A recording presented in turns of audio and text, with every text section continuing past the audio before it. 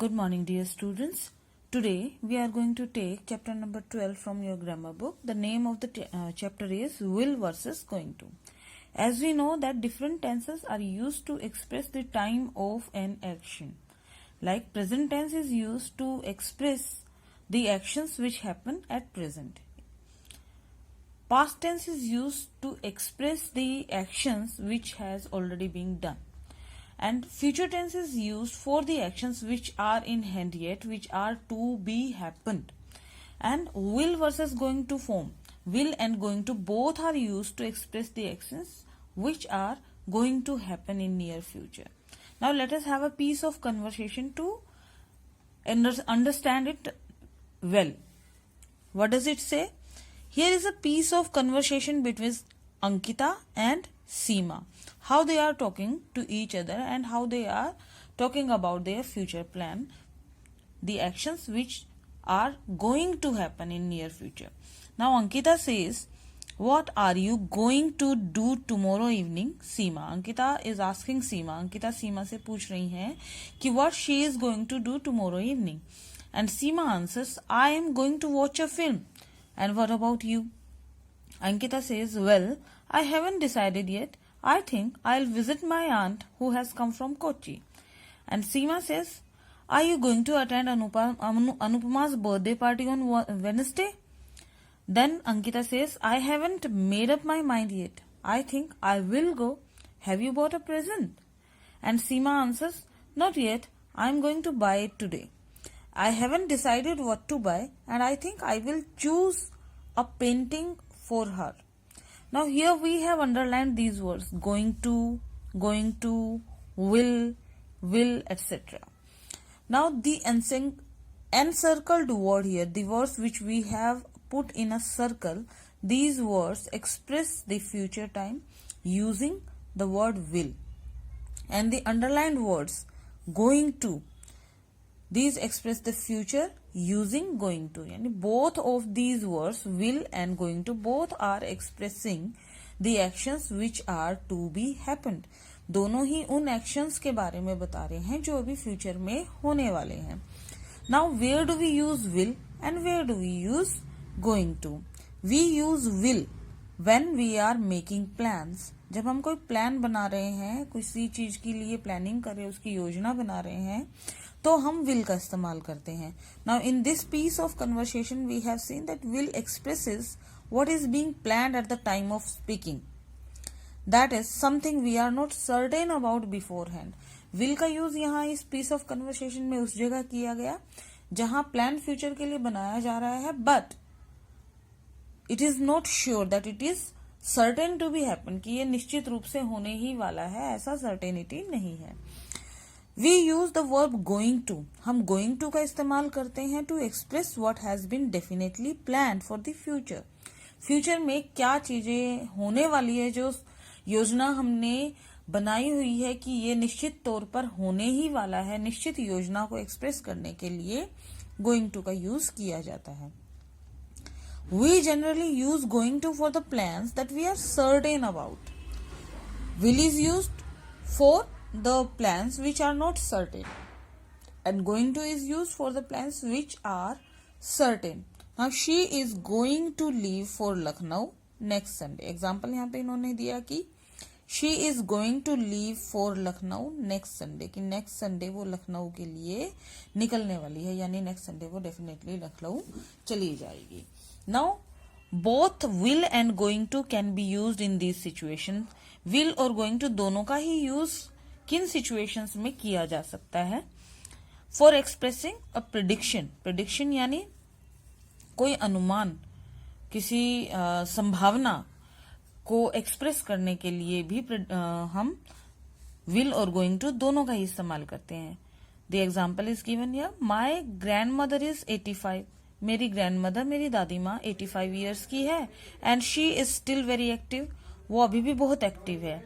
Then two of the situations are used कि I think she will live to be 100, कि मुझे लगता है कि वो 100 साल की एज तक जिएंगी. I think my grandmother is going to live to be 100. तो दोनों ही सिचुएशन में सेम ही बात को, एक ही बात को एक्सप्रेस किया गया है विल के साथ और गोइंग टू के साथ। Now to express a fact, एक फैक्ट को, एक तथ्य को, एक सच्ची बात को, एक फैक्ट को एक्सप्रेस करने के लिए भी विल और गोइंग टू दोनों का ही इस्तेमाल होता है। जैसे the train will arrive at 5:30, कि 5:30 बजे सुबह के ट्रेन आ जाएगी। The train is going to arrive at 5:30, ये सर्टेनिटी है, फैक्ट है, दोनों में ही विल और गोइंग टू दोनों का इस्तेमाल हुआ है। फॉर शेड्यूल्ड इवेंट्स, वो इवेंट जो आपने पहले शेड्यूल करके रखे हुए हैं, उनको योजना बना करके आपने रखा हुआ है, प्लान करके आपने रखा हुआ है, एक शेड्यूल बना के रखा हुआ है, तो हम वहां भी विल और गोइंग टू दोनों का ही इस्तेमाल कर सकते हैं। जैसे the party will begin at 9:30, the party is going to begin at 9:30 PM। जैसे आपकी क्लास असेंबलीज, आपकी स्कूल असेंबलीज जो होती हैं, आप उन्हें विल और गोइंग टू दोनों से के साथ ही लिख सकते हैं। जैसे आप कह सकते हैं कि our class is going to conduct today's assembly, आज हमारी क्लास आज की असेंबली कंडक्ट करने वाली है, करने जा रही है। एंड यू कैन से कि that our class will conduct tomorrow's assembly, हमारी क्लास टुमारोज असेंबली, कल की असेंबली हमारी क्लास करेगी। तो हमने एक इवेंट को शेड्यूल किया। तो ऐसे सिचुएशन में हम विल और गोइंग टू दोनों का ही इस्तेमाल करते हैं। Now let us talk about कि विल का इस्तेमाल कहाँ किया जाता है और गोइंग टू का इस्तेमाल कहाँ किया जाता है। Now will is used for expressing future time, future time को एक्सप्रेस करने के लिए विल का यूज होता है when we make an instant और स्पॉन्टेनियस डिसीजन, जब भी हमने तत्काल अचानक से कोई स्पॉन्टेनियस डिसीजन ले लिया हो टू डू समथिंग, तो हम विल का इस्तेमाल करते हैं। जैसे टीचर और आदित्य के बीच की कन्वर्सेशन यहाँ पे दी है। टीचर कह रहे हैं we have run out of chalk, chalk खत्म हो गया है। एंड आदित्य क्लास में, सपोज कीजिए आदित्य नाम का एक बच्चा है, एंड टीचर ने एकदम से कहा कि that we have run out of chalk, chalk finish हो गया है। तो आदित्य एकदम से खड़ा होता है और कहता है कि ma'am I will get some, मैं लेके आऊंगा। तो ये इंस्टेंट और स्पॉन्टेनियस एक्शन के लिए है। तो वी एक्सप्रेस ओपिनियन, हम ओपिनियंस को एक्सप्रेस करने के लिए भी विल का इस्तेमाल करते हैं। कैसे? रोशनी और अब्दुल के बीच का कन्वर्सेशन है, देखिए कैसे सेंटेंसेस यूज किए गए हैं। I think I will go home, it is getting dark, कि रात हो गई है, अंधेरा हो गया है, and I think I will go home, कि मुझे अब जाना चाहिए। अब्दुल कहता है in my opinion this scheme will not work. अब अब्दुल कह रहा है कि मेरे विचार में ये स्कीम, ये योजना कामयाब नहीं होगी। तो हम ओपिनियन एक्सप्रेस कर रहे हैं, किसी का विचार एक्सप्रेस करने के लिए विल का इस्तेमाल होता है। वी मेक प्रेडिक्शंस, अब प्रेडिक्शंस के लिए भी विल का इस्तेमाल होता है। भविष्यवाणी कहते हैं, भविष्यवाणी के लिए, पूर्वानुमान लगाने के लिए भी हम विल का इस्तेमाल करते हैं। The world of medicine will be very different in 2050, की ये भविष्य के बारे में बात कर रहे हैं कि 2050 तक दवाइयों के मामले में पूरा विश्व जो है बिल्कुल डिफरेंट होगा, अलग होगा। We make request, promises, threats और offer of help.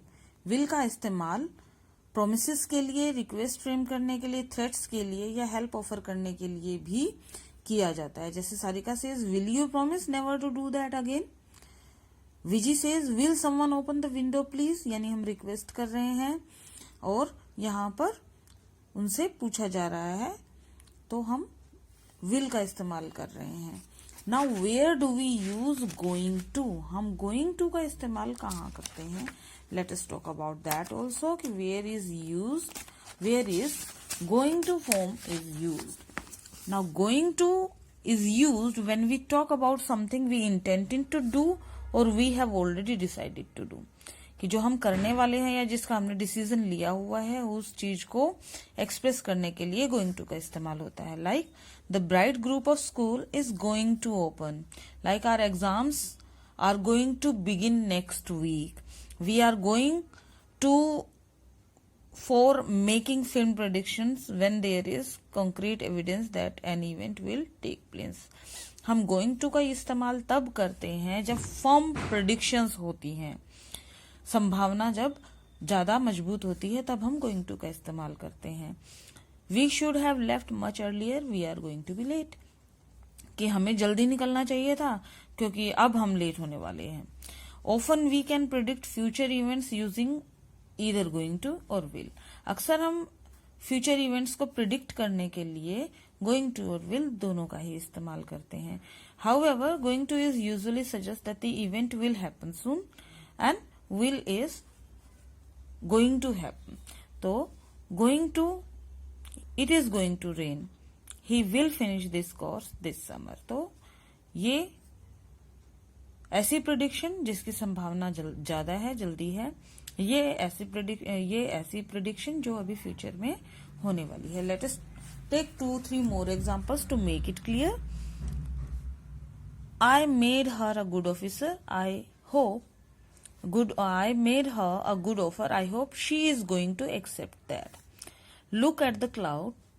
It is going to rain in a few minutes. कि यहाँ पर फॉर्म डिसीजन है. क्लाउड्स को देखा गया, क्लाउड्स बहुत काले हैं तो संभावना ज्यादा है, तो वो प्रिडिक्शन फैक्ट होने वाली है, वो प्रिडिक्शन पूरी होने वाली है. तो हम it is going to form का इस्तेमाल करेंगे. Let us celebrate. चलो सेलिब्रेट करते हैं. We have a party and invite, we will have a party and invite 50 people. कि हम पार्टी करेंगे और हम कम से कम 50 लोगों को बुलाएंगे. So I hope students you have understood the topic well and you are going to do the exercises of this chapter by your own.